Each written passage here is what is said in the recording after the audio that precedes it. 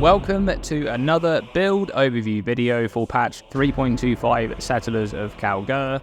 There are just so many awesome new builds this league, and the moment I saw Palstron's perma-ward Trickster build, I knew that this was going to be the next build that I had to cover in this series because it's just such a unique build. This is a crazy build with a very unique defensive setup which makes use of ward as its primary resource, which is enabled by the new Ynda stand unique belt, combined with Olroth to resolve, and a very clever usage of the Beacon of Madness unique boost, resulting in a character that has around 13,000 unbreakable ward all of the time, which is absolutely wild. But how exactly does this work? Well, let's head over to the Path of Building to take a look. So, we're mainly going to be looking at the defensive setup for this build, and that's the part which is so special. And even Palstron himself has said that this ward-based setup is more of a template to mix and match with whatever works offensively. And in this case, he's using a poison rolling magma setup, which we'll go over briefly a little later on. Alright, so let's begin with ward. This is the defensive stat which provides a resource that will cover life and energy shield. Whenever a hit of damage would cause loss to life or energy shield, it would instead interact with ward first, up to the maximum amount of ward that you have, and any remaining damage is only then lost from energy shield or life thereafter. Now, ward has a very few important mechanics which distinguish it from energy shield. Firstly, ward only interacts with incoming hit damage. It does not interact with damage over time in any way. Secondly, by default, ward will always fully break upon absorbing any amount of damage, even if that amount of damage did not exceed total ward. For example, a hit of 100 damage dealt to a character with 3000 ward will break the entire ward pool. When ward is broken, it will fully restore after 2 seconds by default, and this restoration window is not interrupted by taking damage. Alright, so how does Palstron's Trickster build have so much ward? Ynda's stand is a new unique belt in 3.25 which is being used in this build. This belt makes it so that a percentage of both armor and evasion which is gained from your equipped body armor is gained as base ward instead. This is 50% scaled up to 60% with defense catalysts, and this ends up providing a huge amount of ward given the new base types also added in this league. Just look at this monster body armor that Palstron has crafted for this build. 60% of both the armor and evasion rating gained from this body armor is instead providing ward due to Ynda's stand, for a total 4,931 base ward. Add to that the ward gained from the runic gauntlets, and you have a massive amount of base ward which is then scaled by Faithguard, a unique helmet which makes increases and reductions to energy shield instead apply to ward. And this build has a total 128% increased energy shield, massively boosting ward up to just over 15,000. But remember I said 13,000 in the intro, and you may have noticed in the opening footage for this video that Palstron's ward was never broken and was always up, so what's going on there? Olroth's resolve is being used in this build, a flask which makes it so that ward does not break during its effect, but in exchange it imposes a massive 85% less ward. You may have noticed that this is the single lonely flask in this build sitting in the middle of 5 flask slots, and that's because Palstron is using the traitor keystone granted by the brutal restraint timeless jewel when it's in the name of Balbala. The traitor grants flask charges per empty flask slot, and when combined with the eldritch body armor implicit for 2 flask charges gained every 3 seconds, this allows the effects of Olroth's resolve to be maintained all of the time. But what about that 85% less ward modifier? Enter Beacon of Madness, and this is where the build goes, well, appropriately a bit mad. These unique boosts provide some powerful bonuses while the character is affected by Glorious Madness. And Glorious Madness is the state that the character is in when the Embrace Madness skill is toggled on, a skill which is granted by these boosts. While in Glorious Madness, however, the character will continuously gain stacks of debuffs, which impose some really nasty modifiers. There are 4 different debuffs, and each stack of a debuff lasts 20 seconds, and a new stack is gained each second while you remain in Glorious Madness, choosing randomly from one of the 4 debuffs. Importantly though, gaining a new stack of a debuff will refresh the duration of all debuffs of that type. So once you've been in Glorious Madness long enough, you'll inevitably reach the cap of each of these debuffs, which is 10 of each. Let's take a look at what those debuffs do. In the custom config here, I've added the stats granted by each of these debuffs when they're sitting at 10 stacks. Let's go through each one and discuss how they impact the build. Firstly, Diluting Touch, which grants 9% reduced flask effect and 9% reduced flask charges gained, up to 90% of each at 10 stacks. So to offset this massive reduction in flask charges gained, Paustron has invested into a number of sources of increased flask charges gained, which stacks additively with the reduction. The Careful Conservationist wheel is taken here, a Fasting Cluster Jewel notable is taken on a Megalomaniac Jewel here, while the Brutal Restraint Jewel is also providing a lot of this stat from the nodes allocated within its radius. Then there are these 2 very well crafted medium clusters for flask effect duration up here, which have been rolled to also grant increased flask charges gained and increased effect of small passive skills.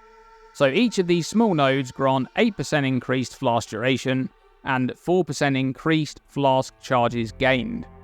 And on the topic of flask duration, there's also a number of tattoos of the Tarfor Herbalist being used down here, and combining all of that together, you can see that the Olroth Resolve Flask has a net positive 50% increased flask charges gained, and a full duration of just over 10 seconds for 100% uptime. But what about the other stat imposed by the Diluting Touch debuff? 90% reduced effect of flasks. This is where that clever use of Beacon of Madness comes in, because the 85% less ward modifier on Olroth's Resolve is subject to modifiers to flask effect, so this massive reduction to flask effect is actually an upside for this build. The only source of increased flask effect present on the build is the Careful Conservationist notable for 5%, so this build has a net 85% reduced effect of flasks, bringing the 85% less ward modifier down to just 12.75% less. So this build is able to gain the crazy upside of Olroth's Resolve so that ward doesn't break, and it almost fully bypasses its usually very large downside of having significantly less ward. But before we go any further on ward, there are 3 other touch debuffs from Glorious Madness which need to be discussed. Paralyzing Touch grants minus 6% action speed per stack, stacking up to 10 stacks for minus 60% action speed, which is an incredibly bad modifier to have to deal with, which is why Paustron is choosing to just not deal with it at all. And this is the main reason for the choice of Ascendancy, the Trickster, for the 1 step ahead notable, which makes the character's action speed always be at least 108% of base value, completely bypassing the Paralyzing Touch debuff. Next is the Wasting Touch debuff, which this build also essentially fully bypasses. Wasting Touch at 10 stacks imposes 90% reduced recovery rate of both life and energy shield. Well, the build has no energy shield, so that part is irrelevant, but what about life? This is where the unique jewel, Dissolution of the Flesh, comes into play. This jewel makes it so that any damage that would cause life loss is instead reserved as life reservation. Then, as long as you haven't taken any damage to life within a 2-second window, that life reservation is removed. So, this jewel allows the build to bypass the downside of having extremely limited life recovery by not requiring life recovery at all. And the crazy thing about Dissolution of the Flesh in this build is that the jewel will remove reservation when taking no damage to life for a period of time. But for this build, that's going to pretty much only be damage over time, which fully bypasses ward. For almost all incoming hit damage, it is absorbed fully by ward, thus dealing no damage to life and not resetting this counter. Alright, what about that final Glorious Madness debuff? Yes, we've saved the worst till last. Eroding Touch, 60% increased damage taken at maximum stacks. Alright, this one is bad and there's no getting away from it. This is essentially the same as having a permanent 60% shock on the character all of the time. They always take 60% increased damage from all sources. But to understand how bad this downside is, we need to look at when it's calculated in the damage taken calculation. Firstly, damage is calculated on the attacker side, either the originating hit or damage over time effect. Then mitigation occurs, for example resistance, and then damage reduction from things like endurance charges. Only then, damage taken modifiers are applied, but the order of their application is very important. Flat modifiers are applied first, then increases and reductions to damage taken. This is where that eroding touch debuff is applied. And then after that, any less or more damage taken modifiers are applied. And this is where Palstron's build has some methods of offsetting that increased damage taken from eroding touch. It's important to note that the main issue that this build has is of course damage over time, since it fully bypasses ward. While hit damage is affected by the 60% increased damage taken, it's less of a concern given the sheer amount of resource that damage must get through just to impact life. But damage over time is a big problem, so how does this build deal with it? Firstly, the Trickster's Heartstopper Ascendancy Notable, which provides a pendulum-style buff that rotates between providing less hit damage taken and less damage over time taken. The nature of this node makes it somewhat unreliable, but when it's active at the right time, it provides a massive benefit. Additionally, Palstron is also using the Lethe Shade Keystone for 50% less damage over time taken if you started taking damage over time in the past second. The downside of this keystone would usually make it so that ailments inflicted on the character have 100% more duration, but Palstron's Trickster is immune to every single ailment. This is thanks in part to Purity of Elements covering all of the elemental ailments, and then the Watcher's Eye Jewel which grants unaffected by both bleeding and poison while affected by malevolence. There's also Corrupted Blood which isn't an ailment but is equally important to have immunity to, and that's obtained from this dual corruption right here. The character is also unaffected by Burning Ground thanks to the Soul of Aberrath minor Pantheon power. And you may be thinking that the character has damage over time solved then, since they're immune to or unaffected by all of that, but unfortunately there are some damage over time effects that you simply cannot ignore. There's no way to gain immunity to them. For example, Delirium has some of these damage over time effects. There's the ground dots that are present in several boss fights such as Uber Elder, Maven, Cortex, the Searing Exarch and the Shaper. And the Shaper himself has the beam ability of course, which deals a lot of damage over time split between all three elements. So there's a lot of damage over time that you can't ignore. So how do you go about not dying to those effects? Well, as previously mentioned, the character has Heartstopper and Lethe Shade. There's also 10% less damage over time taken from the damage over time mastery over here. And there's also Immortal Call, a guard skill which, unlike other guard skills, will interact with incoming damage over time because it simply grants a less elemental and physical damage taken modifier while it's active. Immortal Call is stronger when it consumes endurance charges, and Palstron is using the Enduring Composure Cluster Jewel Notable to gain an endurance charge every second if hit recently. This build has 4 maximum charges thanks to the additional maximum charge on the Boot's Corruption, which would provide 16% additional physical damage reduction and 16% elemental damage reduction while they're up. But Immortal Call consumes these charges to be more powerful when it procs, and you can see just how strong this buff is when it's active, massively boosting the max hit of the build for physical and elemental damage. This is because with those 4 endurance charges consumed, Immortal Call would provide 35% less elemental damage taken and 74% less physical damage taken for its 3.2 second duration. Alright, let's put all of this together in an example to showcase that increased damage taken modifier from Eroding Touch and how this build offsets it. Let's say the character walks into the Shaper's beam ability and it's the first instance of damage over time that they've started taking in the past second. This ability deals somewhere in the region of 20,000 elemental damage per second, and this is first mitigated by resistance, reducing it down to 4,600 damage per second.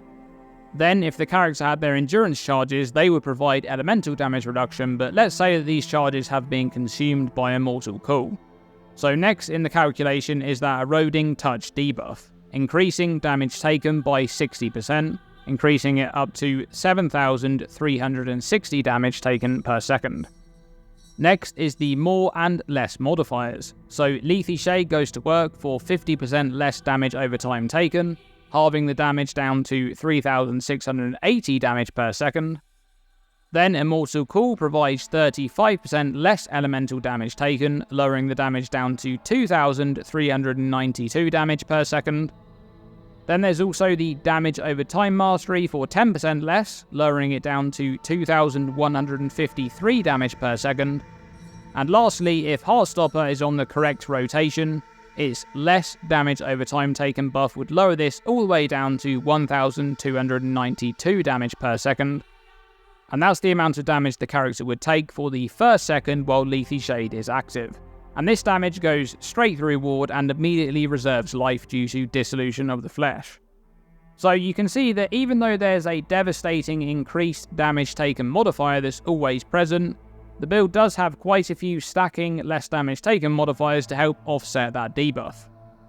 Okay, so we've covered all of those glorious madness debuffs. Let's go back to the topic of ward for a moment.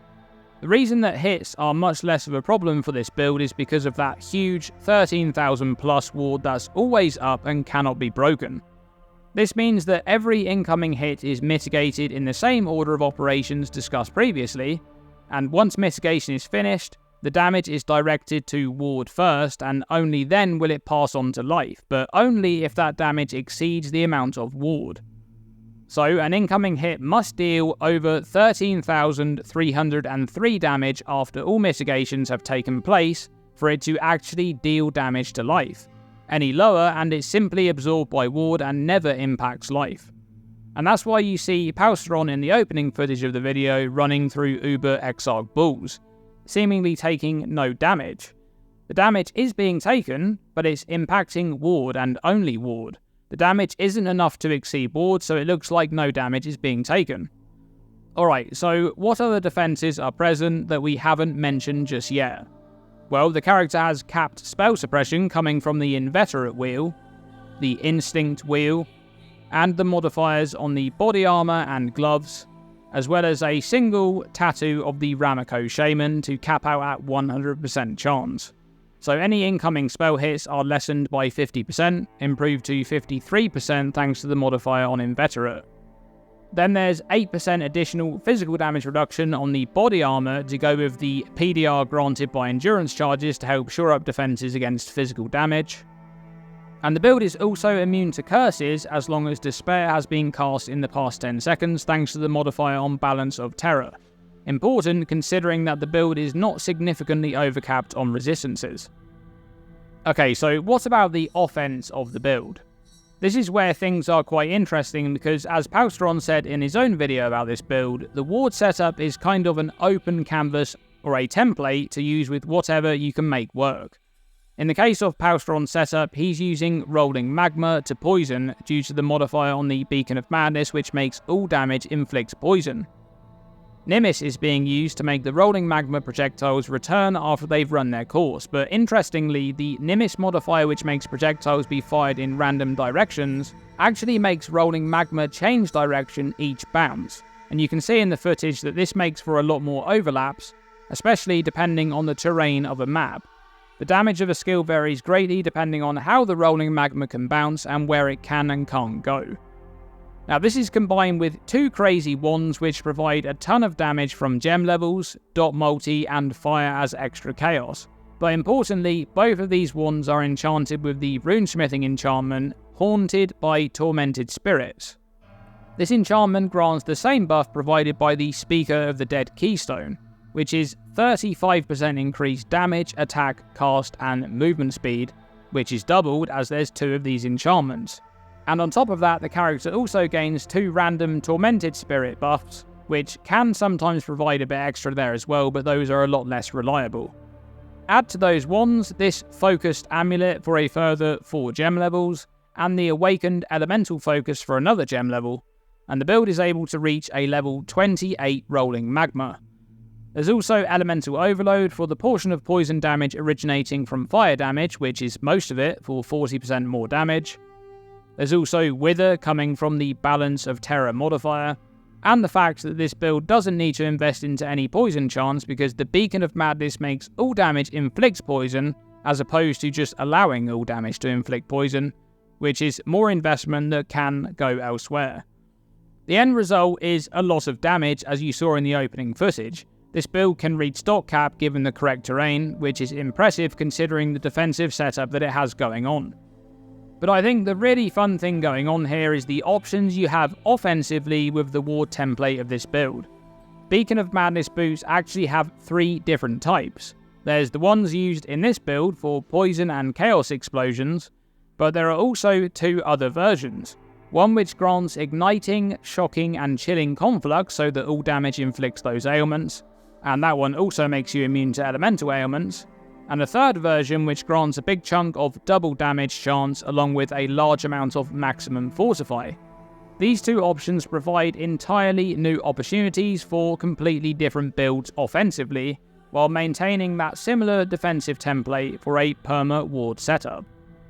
And there you have it, Palsteron's perma-ward Trickster, an absolutely awesome build, super creative, and this is why I love Path of Exile. There's just so many possibilities, and sometimes all it takes is one new addition to the game and everything just kind of comes together to enable an entirely new build. It's great to see. We're just over 5 weeks into 3.25 now. How are you finding the league? Are you still playing? Let me know by commenting below, and let me know your thoughts on this crazy build as well. Thanks for watching this video, and thank you for your ongoing support. As always, stay tuned and stay safe.